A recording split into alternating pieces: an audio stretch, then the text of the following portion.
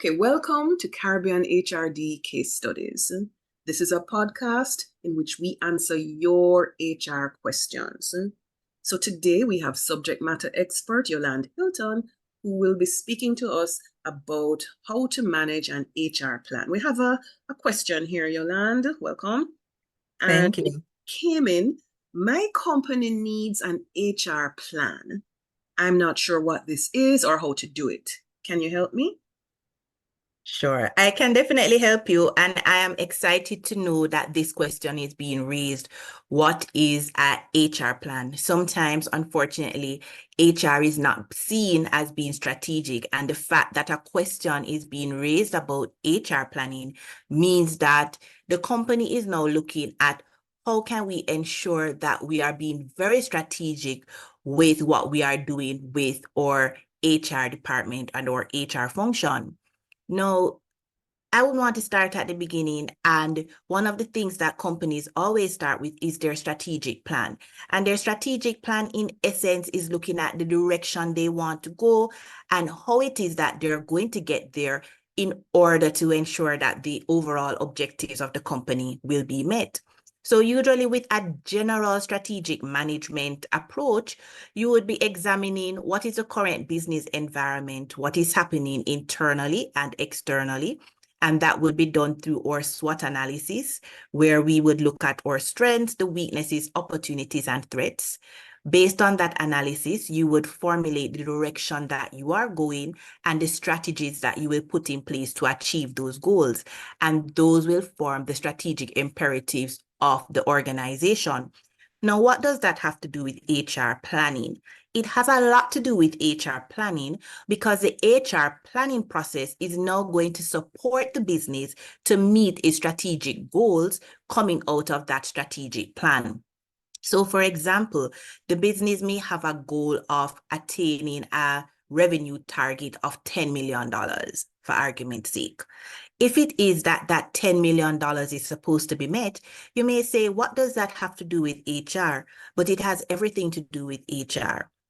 What was the revenue target last year? Maybe it was 8 million. If it was 8 million, how many people did you have to ensure that you meet that $8 million target? And so as you can see, what I'm doing is starting to ask the questions. And a big part of planning is being able to ask the right type of questions. What human resources are needed? Where can I find them?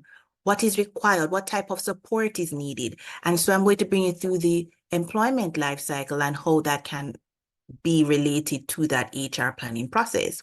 So as I mentioned to you before, this target of $10 million, I'm going to stick to that as I bring you through the process.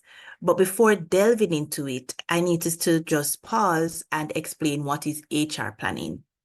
So HR planning is the process of anticipating and making provision for the movement of people within and out of the organization. And that's a fancy way of saying HR planning is really about identifying the number of persons needed and the type of persons needed. So it's not being reactive, but it is allowing you to be proactive.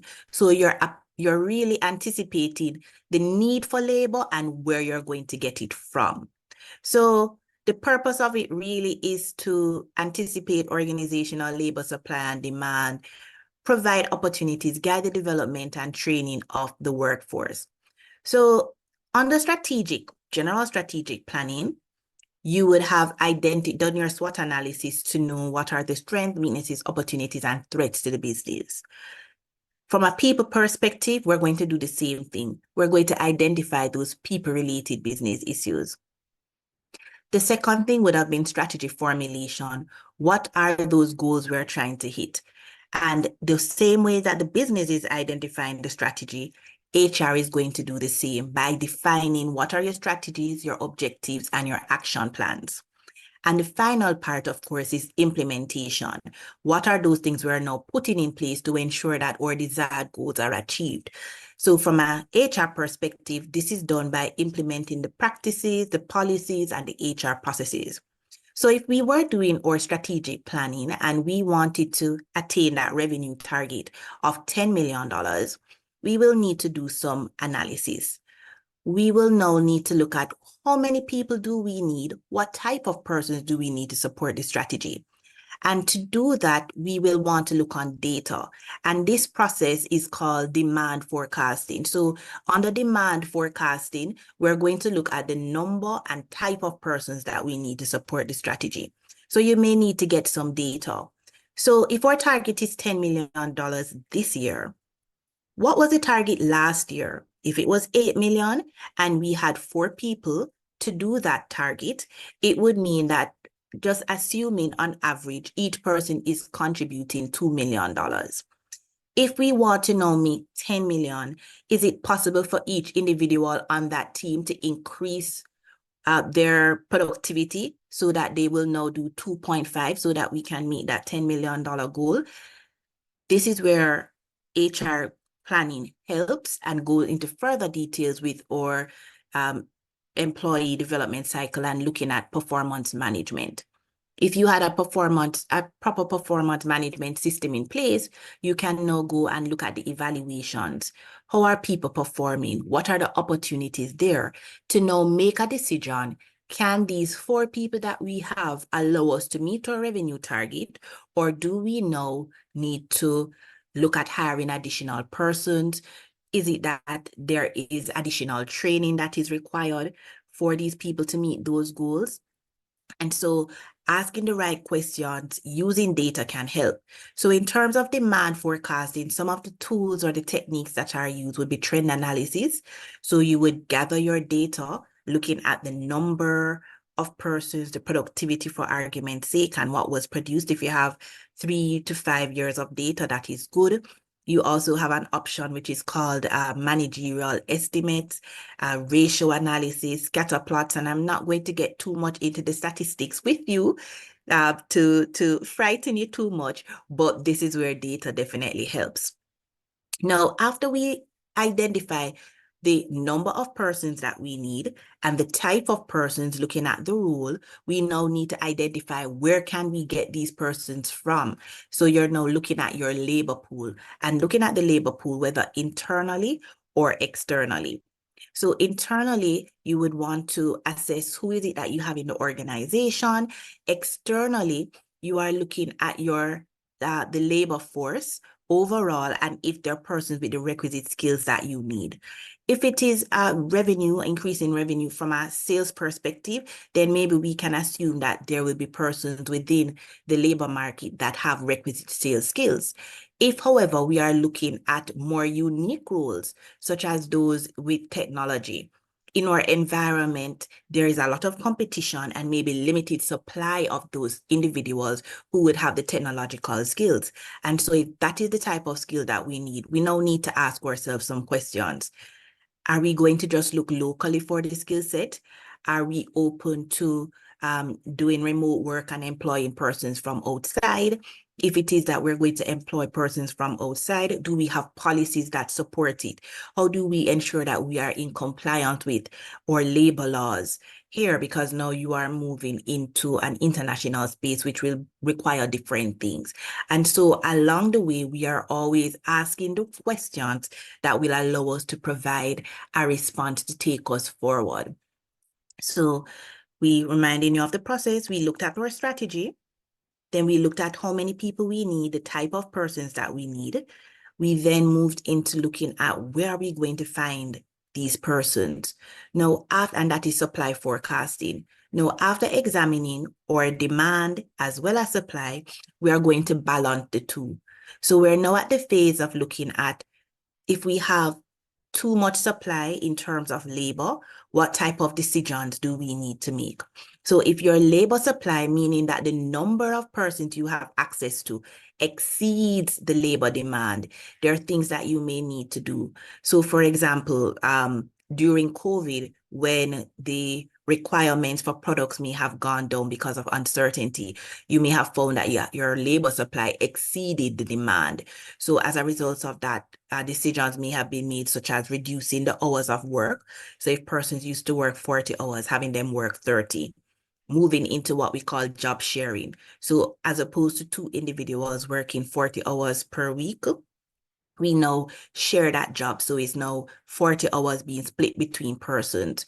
We may look at voluntary early retirement, perhaps layoffs, reduce hours. So there are varying options that can be explored if labor supply exceeds labor demand.